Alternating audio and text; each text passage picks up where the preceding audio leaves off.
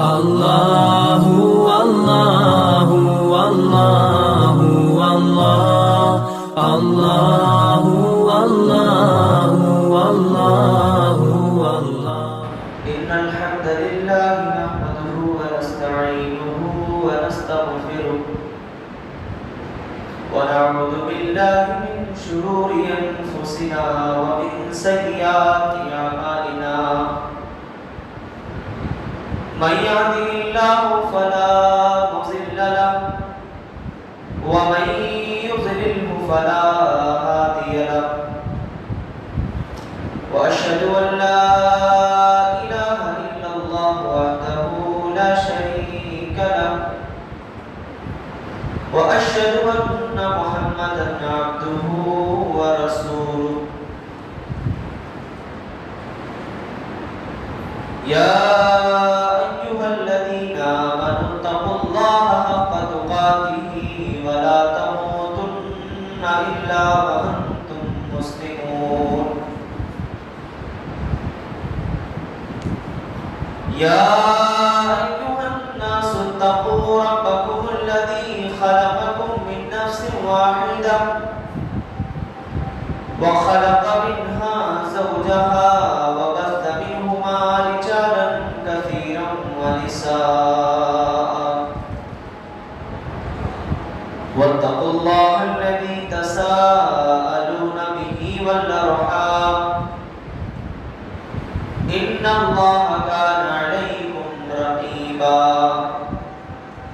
يا أيها الذين آمنوا اتقوا الله وقولوا قولا سديدا يصلح لكم أعمالكم ويغفر لكم ذنوبكم ومن يطع الله ورسوله فقد فاز فوزا عظيما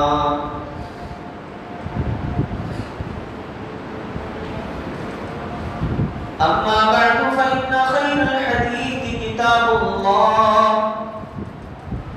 وخير الهدي هدي محمد صلى الله عليه وسلم وشر الأمور محدثاتها وكل محدثة بدعة وكل بدعة ضلالة وكل ضلالة في النار فقد قال الله تبارك وتعالى في كلامه المجيد والفرقان الحميد فأعوذ بالله من الشيطان الرجيم من همزه ونفخه ونفثه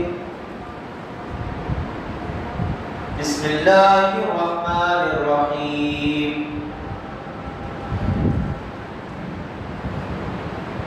إن الذين قالوا ربنا الله ثم استقاموا تتنزل عليهم الملائكة ولا تخافوا ولا تحزنوا وأبشروا بالجنة التي كنتم توعدون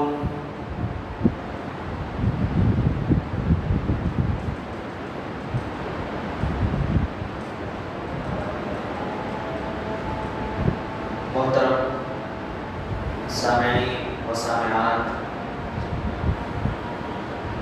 بزرگوں، نوجوان ساتھیوں اور پیارے بچوں، سب سے پہلے میں اللہ رب العالمین کا شکر ادا کرتا ہوں جس نے مجھے اور آپ کو یہاں جمع فرمایا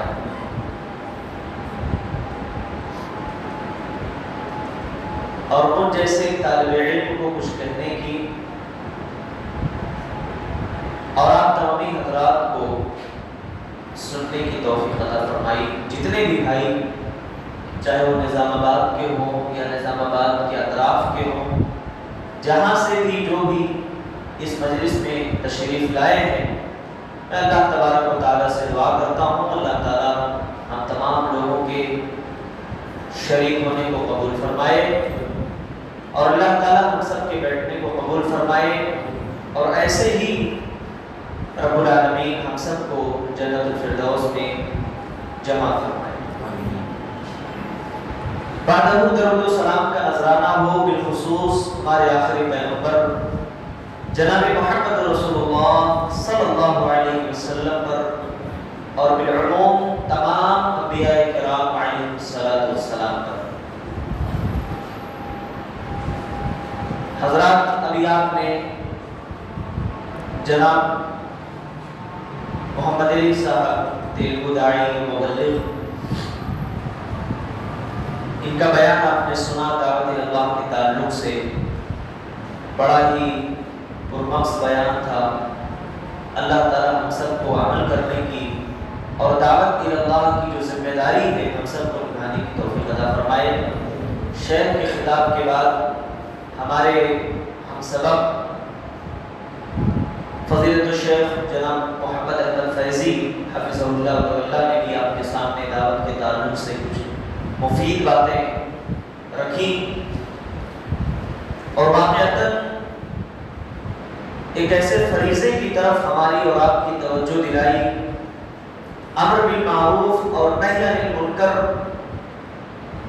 کا جو فریضہ ہوتا ہے، جو ذمہ داری ہوتی ہے، اور شیخ نے جو حضرت عمر بن خطاب رضی اللہ تعالیٰ عنہ کا واقعہ بیان کیا، واقعتاً ہمارے اور آپ کے لیے بہت بڑے پیغام اور بہت بڑی نصیحت کی بات ہے کہ ایک ایسے کرٹیکل سچویشن میں بھی بھلائی کا حکم دینا اور برائی سے روکنے کا جذبہ ایک انسان کے دل میں ہو، اس کا مطلب کہ ایمان کا ایک اعلیٰ درجہ انہوں نے حاصل کر لیا ہے۔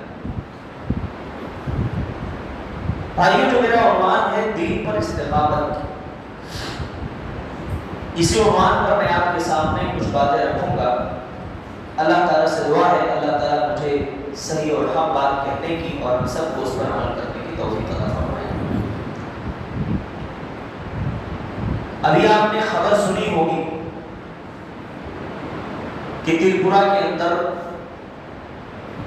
مسلمانوں کے ساتھ کیا برتاؤ کیا گیا، ہمارے بھائیوں کے ساتھ کیا ظلم و زیادتیاں ہوئی،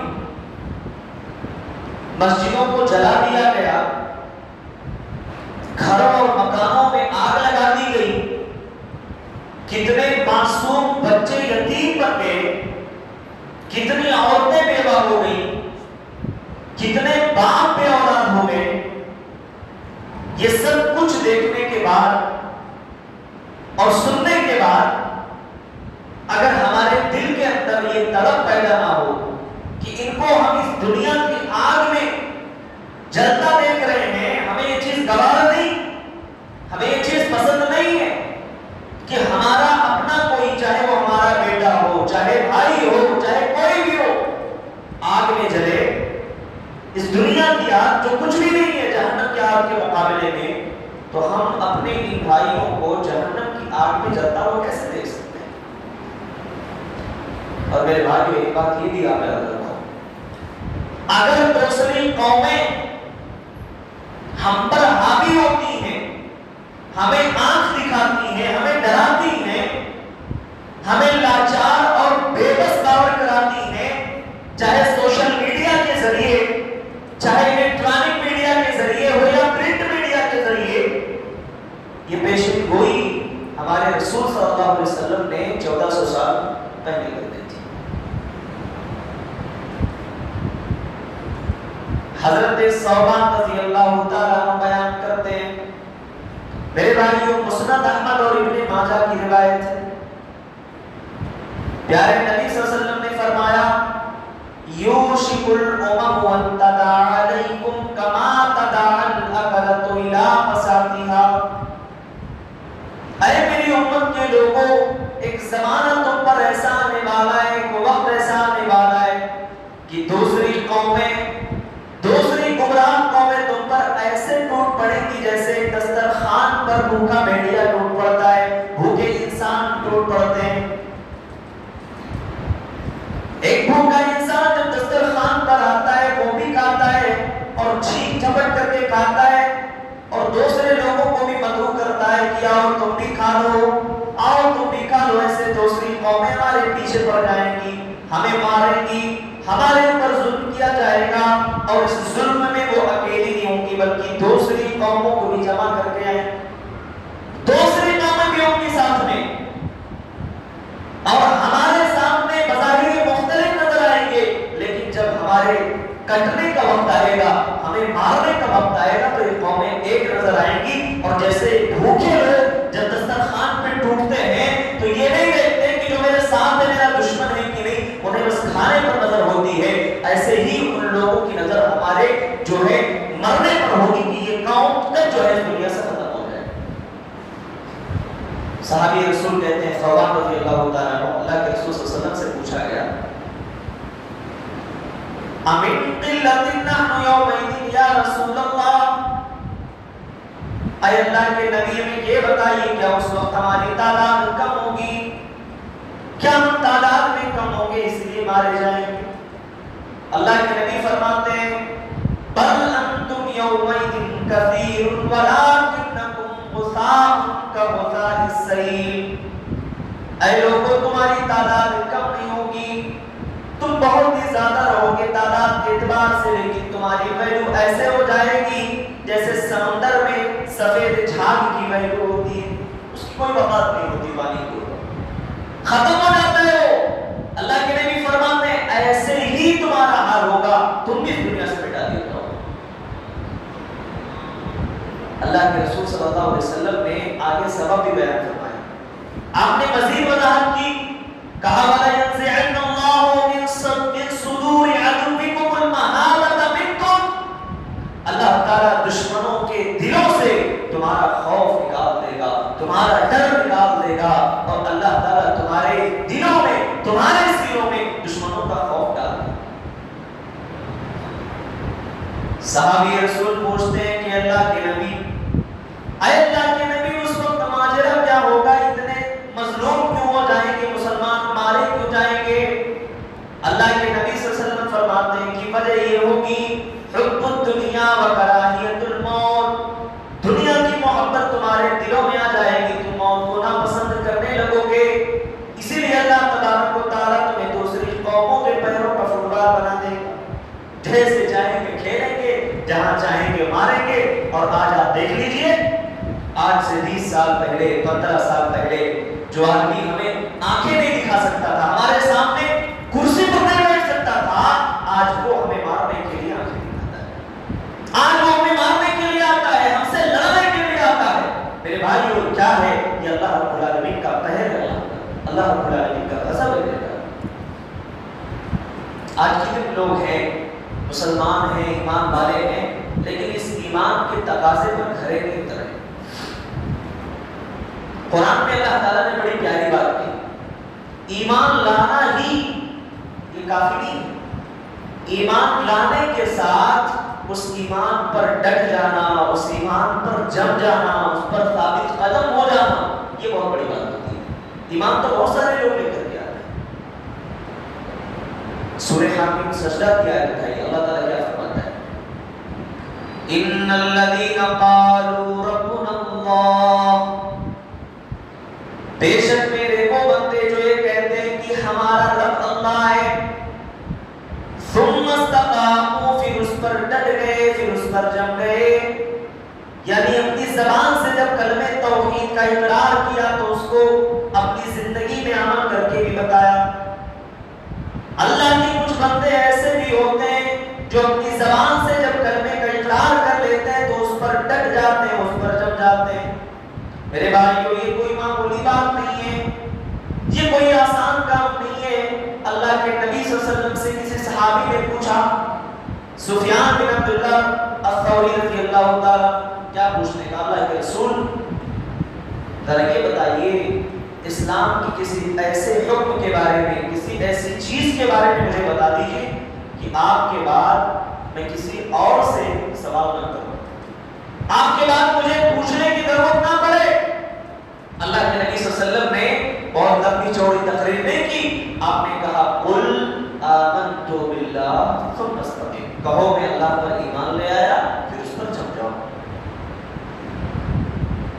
چاہے مال کی قربانی دینی پڑے، اولاد کی قربانی دینی پڑے، جان کی قربانی دینی پڑے، دنیا کی ساری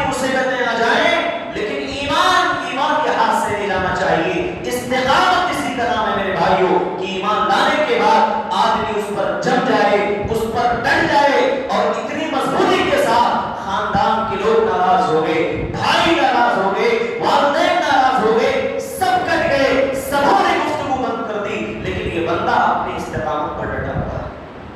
इसी का नाम इस्तिकामत। आज लोग कहते हैं मौलवी साहब खानदान के लोगों ने बाइकाट कर दिया। मेरे भाइयों, सहाबा-ए-किराम का भी बाइकाट हुआ था। खुद नबी करीम सल्लल्लाहु अलैहि वसल्लम को बाइकाट किया गया। 3 साल आपने पत्ते चबा करके जिंदगी गुजारी है शहर अबी तालिब के अंदर। खुद अल्लाह के नबी सल्लल्लाहु अलैहि वसल्लम ने अपने पेट पर पत्थर बांध करके यतीम फैलाया है। अल्लाह के नबी सल्लल्लाहु अलैहि वसल्लम पर भी मुसीबतें आई, आप पर भी परेशानी आई, यहाँ तक कि आपकी बेटी को इसी वजह से तलाक भी दिया गया। मेरे भाइयों, ये सारी मुसीबतें आई, ये सारी परेशानियां हमारे नबी पर आई, लेकिन नबी करीम सल्लल्लाहु अलैहि वसल्लम अपने मिशन से कभी पीछे नहीं हटे। आप काम करते गए, लोगों को अल्लाह की तरफ बुलाते गए, और आपने ये मिसाल कायम कर दी, इन्नल लदीना क़ालू रब्बुना अल्लाह, बेशक मेरे वो बंदे जो कहते हैं कि हमारा रब अल्लाह है, सुम्मा इस्तक़ामू, फिर उस पर डट जाते हैं, फिर उस पर जम जाते हैं, उनका फायदा क्या होगा? ततनज़्ज़लु अलैहिमुल मलाइकतु अल्ला तख़ाफू वला तहज़नू। जब उसकी मौत का वक्त करीब आएगा, अल्लाह के फरिश्ते उस बंदे के पास आते हैं, उसको तसल्ली देते हैं। क्या तसल्ली देते हैं? इस दुनिया से जब एक आदमी जा रहा होता है, उसको 2 चीजों की बड़ी फिक्र होती है, 2 चीजें उसके दिमाग पर हावी होती है, एक डर और एक गम होता है। डर किस बात का? खौफ किस बात का? खौफ ये कि मैं मर रहा हूं, पता नहीं मेरे साथ क्या होगा, पता नहीं मेरे साथ क्या बर्ताव किया जाएगा, और गम इस बात का कि मैं अपने पीछे अपनी औलाद को छोड़ के जा रहा हूं, अपने पीछे अपने अहल को छोड़ कर जा रहा हूं, अपने पीछे अपनी फैमिली को, अपने खानदान को, अपने घर वालों को छोड़ के जा रहा हूं, उनका क्या होगा? अल्लाह वादा कर रहा है। अल्लाह ने क्या फरमाया? ततनज़्ज़लु अलैहिमुल मलाइकतु अल्ला तख़ाफू वला तहज़नू। अल्लाह के फरिश्ते नाज़िल होते हैं, उतरते हैं और उस बंदे को तसल्ली देते हुए कहते हैं कि ऐ अल्लाह के बंदे, अल्लाह तख़ाफू, तुम्हें डरने की कोई जरूरत नहीं है, तुम्हें गम करने की कोई जरूरत नहीं है। ये खौफ जो है, खौफ का ताल्लुक मुस्तक़बिल से, फ्यूचर से, यानी अल्लाह के बंदे, हम तुम्हें खुशखबरी दे रहे हैं, तुम्हारे मरने के बाद अल्लाह तुम्हें जन्नत में दाखिल करेगा, अल्लाह तुम्हें जहन्नम के अज़ाब से बचा लेगा, तुम्हें गम करने की भी जरूरत नहीं है, क्योंकि तुम्हारी औलाद की देखभाल भी अल्लाह करने वाला है। वला तहज़नू, तुम गम ना करो, तुम्हें किसी चीज में गम करने की कोई जरूरत नहीं है। और आगे बशारत भी मिलेगी, खुशखबरी भी मिलेगी, वअबशिरू बिल जन्नति लती कुंतुम तुअदून, और ऐ अल्लाह के बंदे, तुझे बशारत हो, खुशखबरी हो, जिसका तुझसे वादा किया गया। अल्लाहू अकबर। इतना बड़ा इनाम किन लोगों को मिलने वाला है? उन लोगों को जो अल्लाह पर ईमान लाते हैं और ईमान लाने के बाद उस पर डट जाते हैं, उस पर जम जाते हैं। ये इस्तिकामत है मेरे भाई। आज हमारी इस्तिकामत के लिए कौन सी चीज नुकसानदेह? कभी कभी कुछ मुसीबतें आती हैं। मैंने भी कहा, भाइयों ने बाइकाट किया, खानदान वालों ने किया, घर वालों ने किया, है ना, आदमी डर जाता है, अरे भाई किसको किसको छोड़ूंगा मैं? 1-2 की बात होती थी, चलो ठीक है, पूरी दुनिया बिछड़ रही है, पूरी दुनिया बिखर जा रही है मेरे मामूली से काम की वजह से। शैतान दिल में वसवसा डालता है, आदमी अपने रवैये से पलट जाता है, अपने मनहज को बदल लेता है, फिर उसी ट्रैक, उसी रास्ते पर आ जाता है। कभी कभी फायदा भी आदमी के इस्तिकामत में खलल पैदा करता है। किसी चीज का फायदा मिल रहा हो ना, आदमी सोचता है फायदा ले लेंगे, छोड़ देंगे उसको। अल्लाह ने क्या फरमाया कुरान के अंदर? कहा 2 चीजें बहुत खतरनाक होती हैं। या अय्युहल्लज़ीना आमनू ला तुल्हिकुम अम्वालुकुम वला औलादुकुम अन ज़िक्रिल्लाह। ईमान वालों, तुम्हें तुम्हारा माल, तुम्हारी औलाद कहीं अल्लाह के जिक्र से गाफिल न कर दे, कि तुम औलाद के लिए अल्लाह के जिक्र से भटक जाओ, अल्लाह के जिक्र से दूर हो जाओ। माल हासिल करने के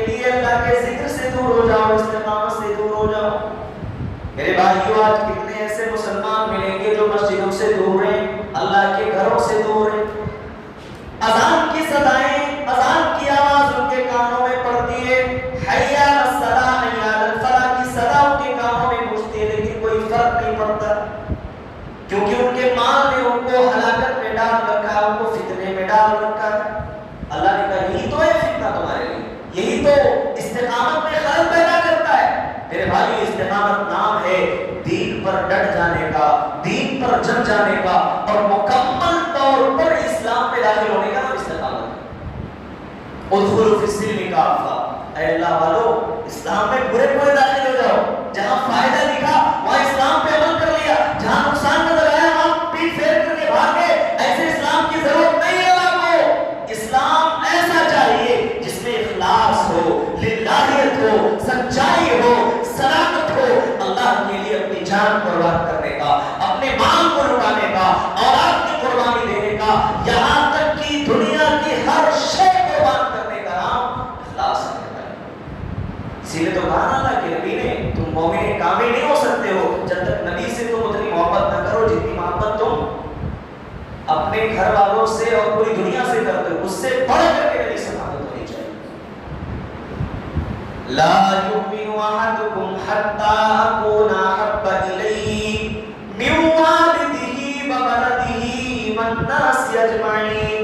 میرے بھائیو اللہ تبارک و تعالیٰ فرماتا ہے کہ اے ایمان والو تم مومن نہیں ہو سکتے ہو یہاں تک کہ میں تمہارے نزدیک تمہارے اولاد سے زیادہ، تمہارے باپ سے زیادہ اور دنیا کی تمام پسندیدہ چیزوں سے زیادہ محبوب نہ ہو جاؤ۔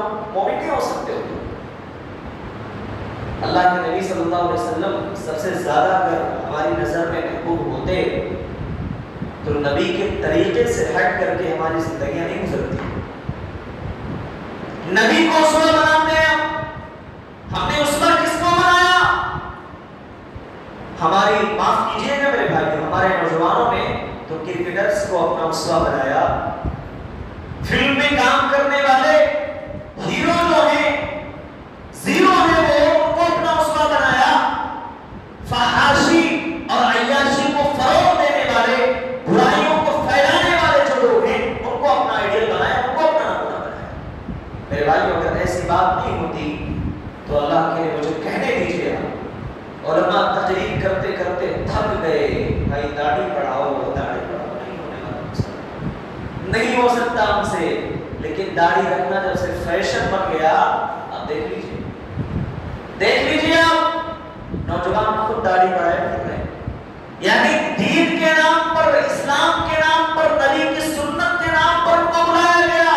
بات سمجھ میں نہیں آئی، لیکن جیسے کسی کرکٹر نے، کسی فلم کے ہیرو نے، کسی اسٹار نے داڑھی رکھ کر کے اپنے نوجوان کو دکھایا، ٹی وی سیریلز میں، ٹی وی شو پر آ کر کے بتایا، لوگ رکھنا شروع کر دیا۔ میرے بھائیو یہی ہے ہمارے لیے، تو استقامت پیدا کرو۔ اللہ کیا کہتا ہے؟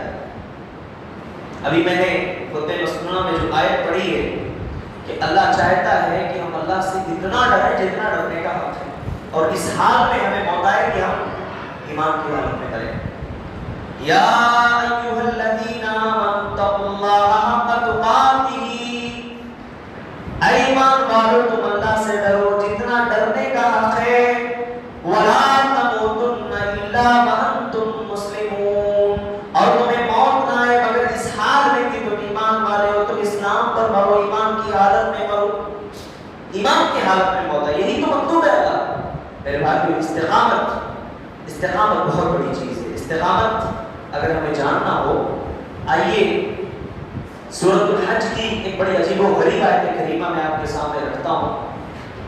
آیت نمبر 11 میں اللہ تعالیٰ نے کچھ لوگوں کا تذکرہ کیا ہے کہ کچھ لوگ ایسے ہوتے ہیں جو اسلام پر عمل کرتے ہیں اس وقت تک جب تک ان کو فائدہ نظر آتا ہے، لیکن جیسے ان کو نقصان دکھائی دیتا ہے، ان کا کچھ خسارہ ہونے والا ہوتا ہے، دین کو چھوڑ کر کے پلٹ جاتے ہیں، اپنے اسی رویے پر قائم ہو جاتے ہیں۔ اللہ نے ایسے لوگوں کو کہا وَمِنَ النَّاسِ مَن يَعْبُدُ اللَّهَ عَلَى حَرْفٍ، لوگوں میں کچھ ایسے بھی ہوتے ہیں جو کنارے کھڑے ہو کر کے اللہ کی عبادت کرتے ہیں، فَإِنَّ صَابَهُ خَيْرٌ اطْمَأَنَّ، اگر انہیں کوئی فائدہ پہنچتا ہے، اگر انہیں کوئی فائدہ حاصل ہو جاتا ہے تو بڑے خوش ہو جاتے ہیں کہ چلو سب کچھ ٹھیک ٹھاک چل رہا ہے، سب کچھ بہت اچھا چل رہا ہے، اور اگر کوئی مصیبت پہنچتی ہے، کوئی نقصان ان کو پہنچتا ہے تو دین سے پلٹ جاتے ہیں۔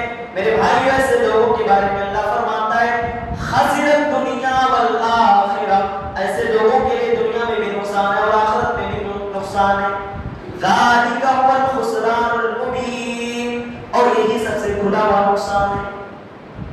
آج اب دیکھ لیجیے مسلمانوں کا کیا حال ہے۔ وہ صحابہ تھے، وہ صحابیات تھیں جنہوں نے اس استقامت کے لیے اپنی جان قربان کر دیا، اس استقامت کے لیے ایک مثال قائم کر دی میرے بھائیوں۔ آپ دیکھیں پیارے نبی صلی اللہ علیہ وسلم کی زندگی کو، آپ دیکھیں صحابہ کرام کی زندگی کو، آپ دیکھیں کتنی بڑی بڑی قربانیاں انہوں نے دی میرے بھائیوں۔ نبی کریم صلی اللہ علیہ وسلم نماز کی حالت میں ہیں، آپ کے اوپر بوجھڑی ڈال دی جاتی ہے۔ میرے پیارے رسول صلی اللہ علیہ وسلم کا جو وطن عزیز ہے، جہاں آپ پیدا ہوئے، جہاں آپ کی پیدائش ہوئی، جب آپ کی جائے پیدائش ہے، اللہ کے دین کے لیے چھوڑ کر کے جانا پڑا۔ میرے بھائی یہ استقامت ہے۔ صحابہ کرام نے بھی ہجرت کی، اللہ کے لیے اپنے آل کو، اپنی اولاد کو، اپنے گھر بار کو، اپنی جائیداد کو، اپنی پراپرٹی کو سب کچھ قربان کر دیا۔ کیوں؟ کیونکہ ان کے یہاں ایمان کی قیمت تھی، ایمان کی ویلیو کو سمجھتے، ہم نہیں سمجھتے میرے بھائی۔ قرآن کے 30ویں پارے میں، تیسرے پارے کی سب سے آخری آیت کریمہ میں اللہ نے ایمان کی قیمت بتائی۔ ایمان کی قیمت کیا ہے؟ ان الذين كفروا وماتوا وهم كفار فلن يقبل من احدهم ملء الارض ذهبا ولو افتدى به۔ میرے بھائیو اللہ فرماتا ہے کہ بے شک میرے وہ بندے،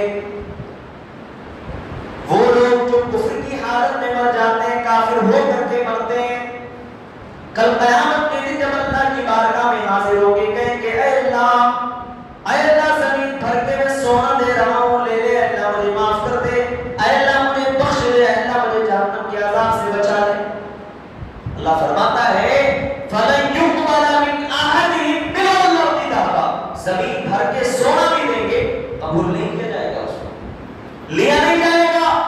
یہ ہے ہمارے ایمان کی قیمت، یہ ہے ہمارے ایمان کی ویلیو میرے بھائیوں، جو ہم نے سمجھا ہی نہیں، کیونکہ ایمان میں وراثت ملی ہے۔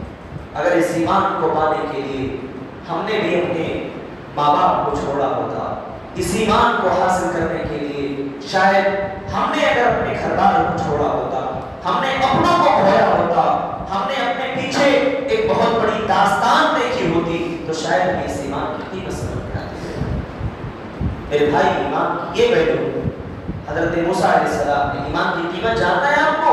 آؤ میں بتاتا ہوں۔ حضرت موسیٰ علیہ السلام نے، حضرت موسیٰ علیہ السلام فرعون کے پاس گئے، اللہ کا پیغام لے کر کے کہا دیکھو اللہ ایک ایسے ظالم بادشاہ کے سامنے جو اپنے آپ کو انا ربکم الاعلی کہتا ہے، میں تم سب کا رب ہوں، اور ایک ایسا ظالم بادشاہ، ایک ایسی حکومت کا بادشاہ جو تہذیب و تمدن کے اعتبار سے، معاشیات کے اعتبار سے اس وقت کی سب سے سپر پاور حکومت تھی، ایسے بادشاہ کے سامنے کہا اللہ پر ایمان لے آؤ۔ فرعون نے کیا کہا؟ نہیں مانتا تمہاری بات، میں نہیں مانتا، تم ایک جادوگر ہو۔ حضرت موسیٰ علیہ السلام نے جب اپنا معجزہ جو اللہ نے ان کو دیا تھا، عصا، لاٹھی، اس کو دکھایا، وہ سانپ بن گیا، اپنے ہاتھ کو بغل میں ڈال کر نکالا، چمکتا ہوا نکلا بغیر کسی بیماری کے۔ کہا یہ اللہ نے معجزہ دیا ہے، کہا نہیں یہ سب جادو، اور تمہارا مقابلہ ہونے والا ہے ہمارے جادوگروں کے ساتھ، مقابلہ ہوگا، ایک دن طے ہوتا ہے، وہ دن طے ہونے کے بعد میرے بھائیوں جمع کیا جاتا ہے لوگوں، ایک اچھی خاصی تعداد جمع ہو جاتی ہے۔ ایک طرف حضرت موسیٰ علیہ السلام اکیلے ہیں، اللہ پر آپ کا اعتماد، اللہ پر ایمان، اللہ پر بھروسہ، تو دوسری طرف فرعون اور اس کا لاکھ لشکر ہے اس کے ساتھ، اس کی طاقت ہے اس کے ساتھ، اس کا پاور ہے اس کے ساتھ، مگر معلوم تھا حضرت موسیٰ علیہ السلام کو کہ غالب اللہ مجھے کر کے رہے گا، ان تمام لوگوں پر اللہ مجھے غلبہ عطا کر کے رہے گا۔ مقابلہ شروع ہوتا ہے، جادوگروں سے مقابلہ شروع ہوتا ہے، کون سب سے پہلے ڈالے، کون سب سے پہلے اپنا کرتب دکھائے۔ حضرت موسیٰ علیہ السلام نے کہا تو شروع، انہوں نے اپنی رسیاں میں کی، دوڑتا ہوا موٹا اور اچھا خاصا اژدہا بن گیا، سانپ بن گیا۔ حضرت موسیٰ علیہ السلام نے دیکھا تو ان کے دل میں خوف پیدا ہوا، ڈر ہوا، ایک انسانی فطرت ہے میرے بھائی۔ اللہ نے کیا آواز دی؟ اللہ نے کہا اے موسیٰ لا تخف، ڈرنے کی ضرورت نہیں ہے. جس کے ساتھ میں ہوتا ہوں اس کا بیڑا پار لگانا میری ذمہ داری. اے موسیٰ ڈرو نہیں، اے موسیٰ لا تخف، ڈرنا نہیں ہے. جو لاٹھی اللہ نے دی ہے اس کو ڈالو. حضرت موسیٰ علیہ السلام نے لاٹھی ڈالی، جتنے بھی سانپ تھے سب کو وہ نکل گیا. جو جادوگر تھے دنیا کے سب سے زیادہ ماہر جادوگر تھے، سمجھ گئے کہ یہ جو علم ہے اور یہ جو چیز ہم نے دیکھی ہے یہ ہمارے جادو میں سے نہیں ہے، یہ کوئی الگ پاور ہے، کوئی الگ طاقت ہے جو ہمارے سمجھ سے بہت بالاتر ہے. کیونکہ جادو کے ہر ایک پیکرے کو، ہر ایک پہلو کو ہم سمجھنے والے ہیں. اس کا مطلب کہ آدمی کچھ نرالا دیکھ رہا ہے، جادوگر ہے. میرے بھائی یہ قرآن کہتا ہے فَأُلْقِيَ السَّحَرَةُ سَاجِدِينَ. جادوگروں نے جب یہ منظر دیکھا تو سجدے میں گر گئے. قرآن کہتا ہے قَالُوا آمَنَّا بِرَبِّ هَارُونَ وَمُوسَىٰ.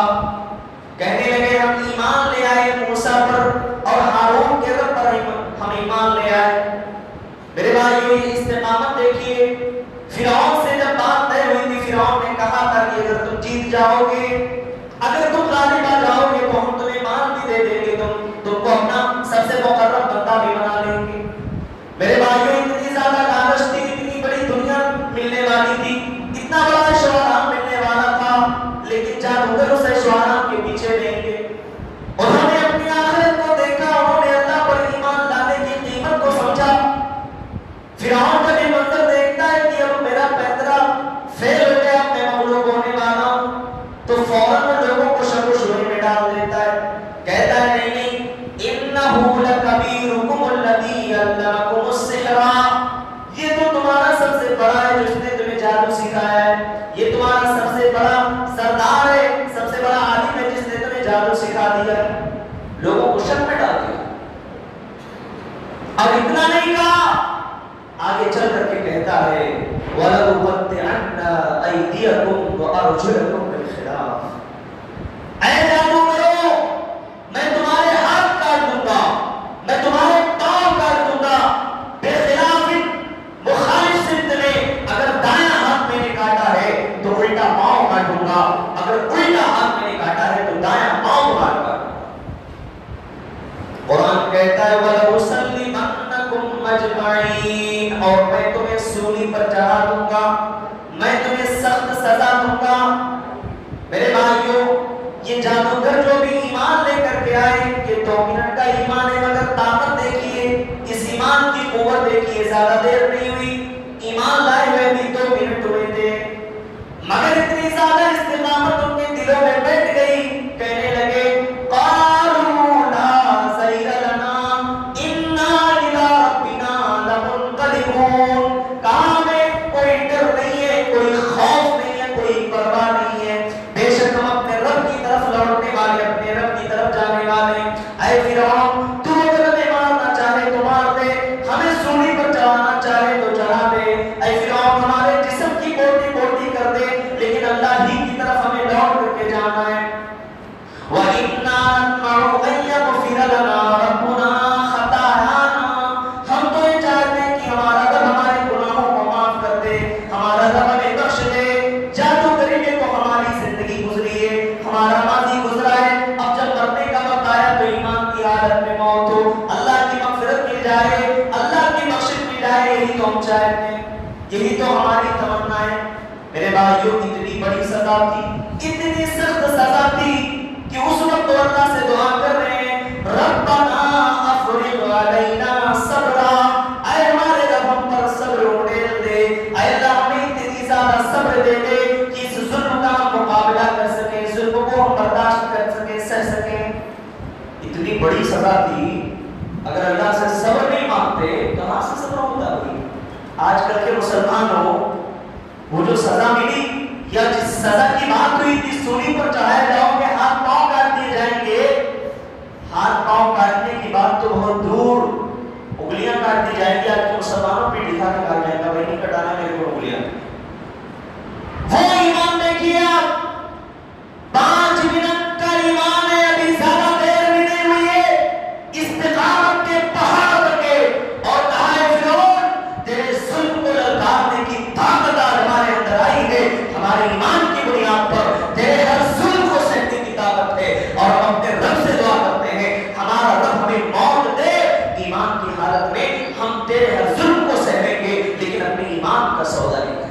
یہ ہوتا ہے استقامت کا، اسے کہتے ہیں استقامت۔ ہر چیز کی قربانی، جان کی، مال کی، ہر چیز کی قربانی، لیکن اپنے ایمان کی قربانی کا بارے میں آج لوگ کیا کہتے ہیں؟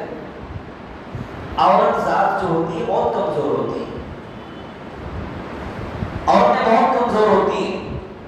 آپ تاریخ اسلام اٹھائیے، قرآن کا مطالعہ کریے، آپ کو اتہاس میں ایسے عورتوں کی زندگیوں کی منظر کشی ملے گی، ایک چتر کرن ملے گا جس سے پتا چلے گا کہ ان کی زندگیاں کیسے گزری، کتنی مصیبتوں کا مقابلہ کیا۔ فرعون کی جو نوکرانی تھی اس کے بارے میں معلوم ہے، حضرت ابن عباس رضی اللہ تعالیٰ عنہ کی روایت ہے، صحیح روایت ہے، اللہ کے نبی صلی اللہ علیہ وسلم جب معراج پر گئے، دیکھیے آج ہماری مائیں اور بہنیں بھی بیٹھی ہوئی ہیں، سن رہی ہیں، اور اگر وہ سن رہی ہیں تو یقیناً سنیں اور غور سے سنیں، اس واقعے کو غور سے سنیں۔ پیارے نبی صلی اللہ علیہ وسلم جب اسراء اور معراج پر گئے، آپ نے کہا ایک عجیب و غریب خوشبو محسوس کی، ایک ایسی خوشبو جس کی مہک نے آپ کی روح کو معطر کر دیا۔ اللہ کے نبی نے کہا جبریل یہ خوشبو کہاں سے آ رہی ہے؟ بتاؤ تو صحیح، داستان کیا ہے، واقعہ کیا ہے؟ حضرت جبریل علیہ السلام نے کہا اللہ کے رسول یہ ماجرا ہے ایک ایسی خاتون کا، ایک ایسی نوکرانی کا، یہ واقعہ ہے جس نے ایمان کی قیمت اپنی جان دے کر چکائی۔ اللہ اکبر، یہ ایمان ہوتا ہے میرے بھائی۔ اللہ کے یہاں مال کی ریشہ نے کہا تھا، مال کی، دولت کی، خوبصورتی کی ویلیو نہیں ہوتی، اللہ کے یہاں ہمارے ایمان اور تقوی کی ویلیو ہے اللہ کے پاس۔ فرعون کی بیٹی کو کنگھی کرنے والی ایک نوکرانی، جب اس کے ہاتھ سے کنگھی چھوٹ کر زمین پر گرتی ہے تو اٹھانے کے لیے کہا بسم اللہ، اللہ کے نام سے۔ آج ہمارے اور آپ کا کیا ہے، ہمارے اور آپ کے بھائیوں کا کیا حال ہے؟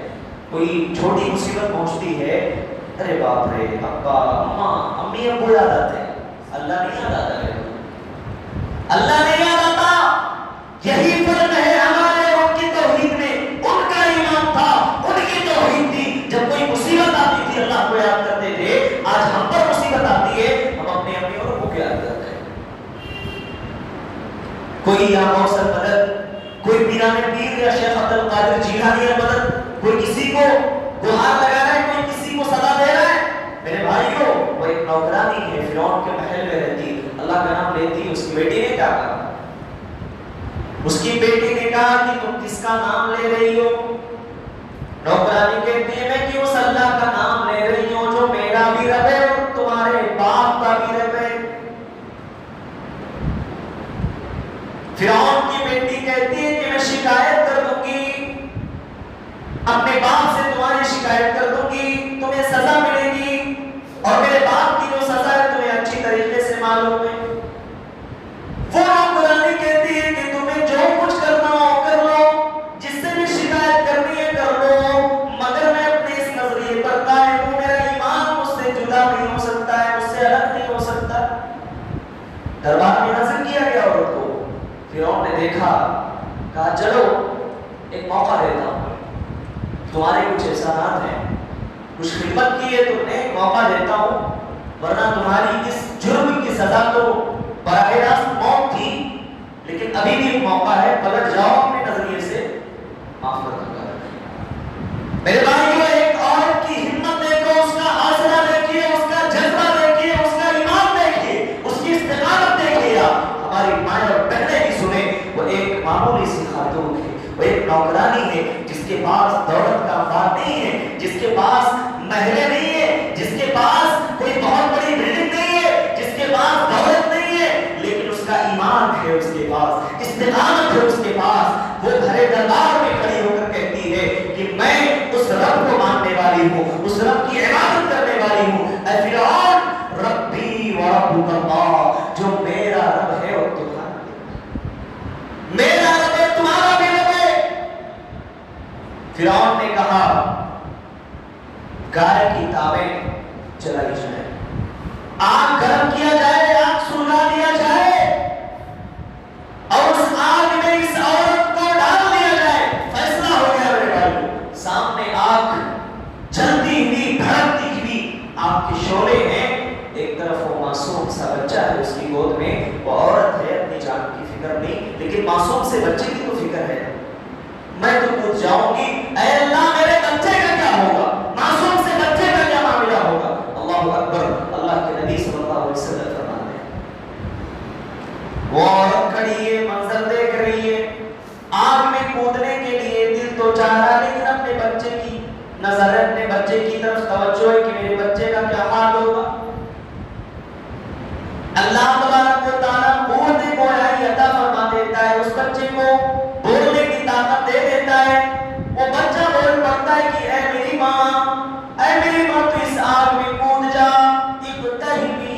اے میری ماں تو کود جا، یہ دنیا کی آگ جہنم کی آگ سے سخت نہیں ہے، جہنم کی آگ تو اس سے کہیں زیادہ سخت ہے، دنیا کی آگ کچھ بھی نہیں اس کے مقابلے میں، اے میری ماں تو اس میں کود جا۔ یہ بات سننی تھی، یہ آواز کانوں میں آتی تھی، وہ ماں چھلانگ لگا دیتی ہے، اپنی جان کو قربان کر دیتی ہے، لیکن میرے بھائیوں اپنے ایمان کا سودا نہیں کرتی، اس کو استقامت کہتے ہیں، اس کو استقامت کہتے ہیں میرے بھائیوں۔ استقامت دیکھنا ہے، آؤ مکے کی تپتی ہوئی ریت پر لے کر چلتا ہوں، مکے کی تپتی ہوئی ریت میں چلیے آپ، جہاں کے بارے میں کہا جاتا ہے کہ کچا گوشت وہاں پر رکھا جائے تو بن جاتا ہے، اس کو پکانے کی ضرورت نہیں پڑے گی، اتنی سخت دھوپ ہوتی ہے وہاں پر۔ حضرت بلال رضی اللہ تعالی ایمان لے آتے، ایمان لانے کے بعد اسی تپتی ہوئی ریت پر ان کو لٹا دیا جاتا ہے، سینے پر گرم پتھر رکھ دیا جاتا ہے اور کہا جاتا ہے کہ بلال اپنے اس توحید سے پلٹ جاؤ، اللہ پر ایمان کو انکار کر دو کہ میں نہیں مانتا اللہ کو، میں نہیں مانتا محمد کو صلی اللہ علیہ وسلم، ہم تمہیں سزا نہیں دیں گے، ہم تم سے سزا کو اٹھا لیں گے، برخاست۔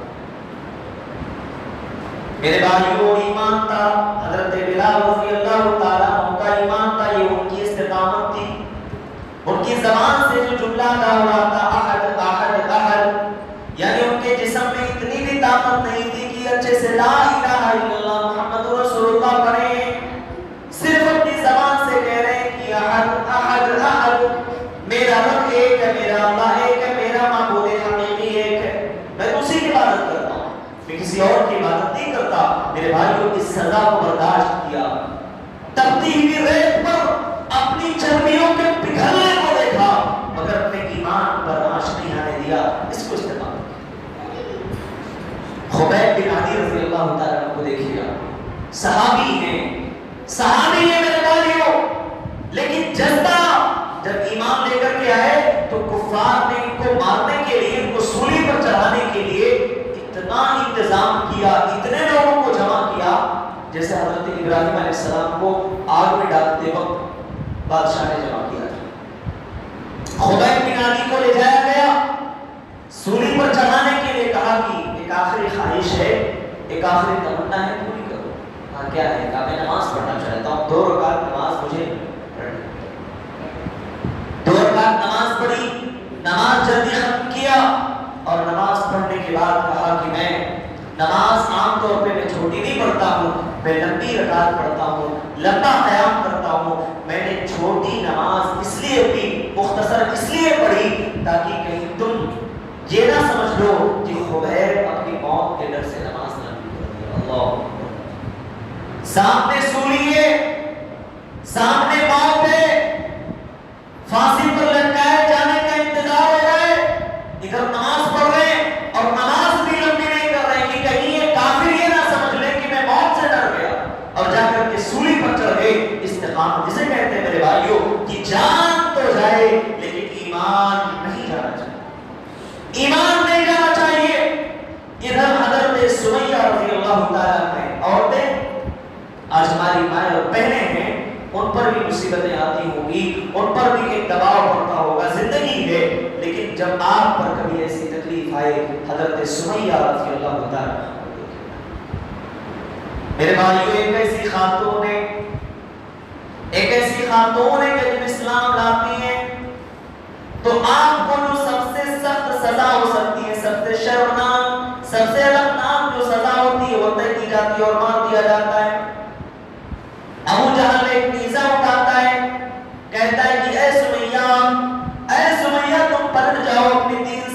جاؤ. سمیہ رضی اللہ تعالیٰ عنہ اپنے دین سے واپس نہیں پلٹتی, اپنے کلمے پر قائم رہتی ہیں. ادھر آپ کو مارا جا رہا ہے, آپ کو ستایا جا رہا ہے, ادھر اللہ کے نبی صلی اللہ علیہ وسلم کو خبر ہو گئی, اللہ نے وحی کے ذریعے سے بتا دیا کہ یہ تکلیف ہو رہی ہے, یہ پریشانیاں وہ صحابیاں جھیل رہی ہیں.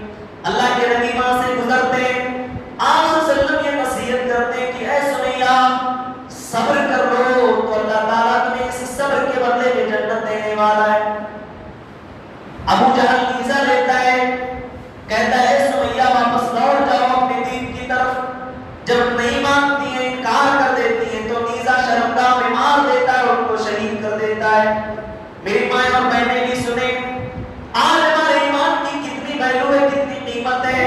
میری ماں اور بہنوں, شاید ہم نے سمجھا نہیں ہے, اپنی جان تو چلی گئی, دنیا کی ساری دانائیاں ختم ہو گئی, لیکن اپنے ایمان کو اپنے ہاتھ سے نہیں جانے دیا. یہ ایمان کی قیمت ہوتی ہے. ان الذین قالوا ربنا اللہ ثم استقاموا, جو لوگ یہ کہتے ہیں کہ ہم اللہ پر ایمان لے آئے, پھر اس پر ڈٹ گئے, اس پر جم گئے, اس پر ثابت قدم ہو گئے, تتنزل علیہم الملائکہ. اب پوری کہانی آپ کو سمجھ میں آتی ہے استقامت کس چیز کا نام. یہ فضیلتیں ایسے نہیں ملتی ہیں, یہ فرشتے آ کر کے مرتے مرتے جو تسلی دیتے ہیں ایسے نہیں دیتے میرے بھائیوں. اس کے پیچھے بہت بڑی قربانی دینی پڑتی ہے, بہت بڑا امتحان ہوتا ہے, بہت بڑی آزمائش ہوتی ہے, تب جا کر کے اللہ تعالیٰ کا اتنا بڑا انعام, اتنا بڑا انعام ہوتا ہے. استقامت اس چیز کا نام ہے. اس لیے میرے بھائیوں, میں نے جو باتیں ٹوٹے پھوٹے ہوئے الفاظ میں آپ کے سامنے رکھی ہیں, اس کا خلاصہ یہ ہے کہ ہم اپنی زندگی میں جب ایمان لاتے ہیں, اللہ کا کلمہ پڑھتے ہیں, رسول کا کلمہ پڑھتے ہیں, ہم پر پریشانیاں آئیں گی, مصیبتیں آئیں گی, ہمیں ستایا جائے گا, لیکن ہمیں اپنے ایمان سے پیچھے نہیں رہنا, ایمان پر ثابت قدم رہنا ہے. یہی ہمارا اور آپ کا سب سے بڑا امتحان ہے, اور ہر حال میں اس پر جمے رہنا ہے, چاہے دنیا کا ہر فائدہ ہمارے سامنے ہو یا دنیا کا سارا نقصان ہمارے سر پر ہو. ایمان تو ایمان ہی کی قیمت ہماری زندگی میں ہونی چاہیے. اسی لیے تو اللہ نے کہا ہے ان الذین قالوا ربنا اللہ ثم استقاموا, جنہوں نے کہا ہمارا رب کون ہے, ہمارا رب اللہ ہے, پھر اس پر ڈٹ گئے, اس پر جم گئے, اس پر ثابت قدم ہو گئے, انہی پر ہمارے فرشتوں کا نزول ہوتا ہے. اور یہ فرشتے کیا کہتے ہیں, نحن اولیاؤکم فی الحیات الدنیا وفی الآخرہ. اے اللہ کے بندوں, دنیا میں بھی ہم تمہارے دوست ہیں اور آخرت میں بھی ہم تمہارے دوست ہیں. دنیا میں بھی ہم تمہارے ساتھی ہیں, آخرت میں بھی ہم تمہارے ساتھی ہیں. وَلَكُمْ فِيهَا مَا تَشْتَهِي أَنفُسُكُمْ وَلَكُمْ فِيهَا مَا تَدَّعُونَ. اور جنت میں تمہیں وہ سب کچھ ملے گا جو دنیا میں تم چھوڑ کر آئے ہو. تم استقامت اختیار کرتے ہو, تم نے استقامت اختیار کی, بہت ساری چیزیں تم سے چھوٹ گئی ہوں گی, بہت ساری خواہشات تمہاری ادھوری رہ گئی ہوں گی, لیکن اے میرے بندو تم جنت میں ہو. اللہ تعالیٰ یہاں تمہاری کوئی بھی خواہش ادھوری نہیں چھوڑے گا, کوئی بھی خواہش ادھوری نہیں. وَلَكُمْ فِيهَا مَا تَشْتَهِي أَنفُسُكُمْ, جو کچھ بھی تم چاہو گے سب کچھ ملنے والا ہے. وَلَكُمْ فِيهَا مَا تَدَّعُونَ, جو کچھ بھی تمنا کرو گے اللہ حاصل کر دے گا. میرے بھائیو, اللہ تعالیٰ سے دعا ہے اللہ رب العالمین مجھے اور آپ کو اسلام اور ایمان پر استقامت عطا فرما دے. رب العالمین ہم سے جو خطائیں ہوئی ہوں, جو گناہ ہوئے ہوں, اللہ تعالیٰ ان گناہوں کو, ان خطاؤں کو معاف فرمائے.